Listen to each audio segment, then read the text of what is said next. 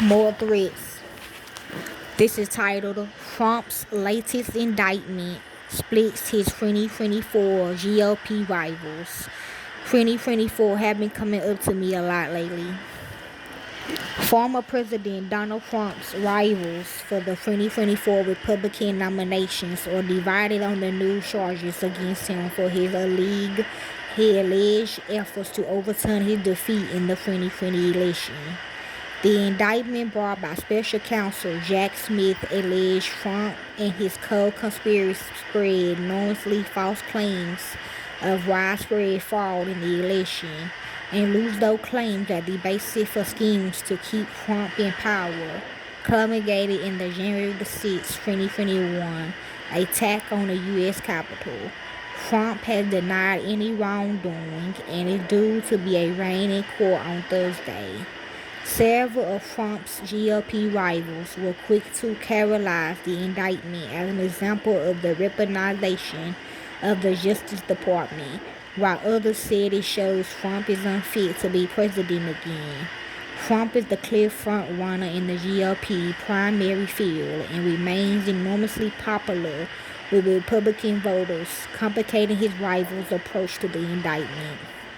Florida Governor Ron DeSantis, who is Trump's closest opponent in the polls, said Tuesday he had not yet read the indictment but suggested that any jury in Washington, D.C. will be biased against Trump. As president, I will end the weaponization of governments, replace the FBI director, and ensures a simple standard of justice for all Americans, he said in a statement on X, formerly known as Twitter. Both tech entrepreneur Vivek Ramaswamy accused the Justice Department of trying to eliminate Trump. Ramaswamy, who was the first GOP candidate, said to say he would pardon Trump after he was indicted for his alleged mishandling of classified documents. Vowed to pardon Trump if he is convicted on charges in the latest indictment as well. In an interview with Fox News on Tuesday, he said the latest indictment sets an awful precedent in our country. South Carolina Senator Tim Scott said he concerned the Justice Department is losing its power to go after President Biden's political opponents. Former Vice President Mike Pence, who testified before the grand jury that issued the indictment and is a central figure in the special counsel case, said the charges show that anyone who put himself over the Constitution should never be President of the United States. On January the 6th, former President Trump demanded that I choose between him and the Constitution. I chose the Constitution and always will, Pence said in a statement Tuesday. The former president is entitled to the presumption of innocence, but with this indictment, his candidacy means more talk about January the 6th and more distractions.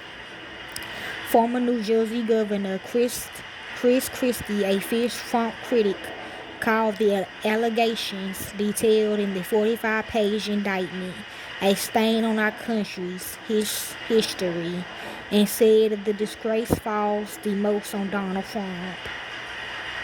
Former Arkansas Governor Asa Hutchinson said the 2024 Republican frontrunner is morally responsible for the attack on our democracy and called on him to end his presidential campaign. Will Hurd, a former representative from Texas, said that Trump's candidacy is driven by an attempt to stay out of prison and scam his supporters into footing his legal bills, and that his denial of the 2020 election results and actions on January the 6th shows he's unfit for office.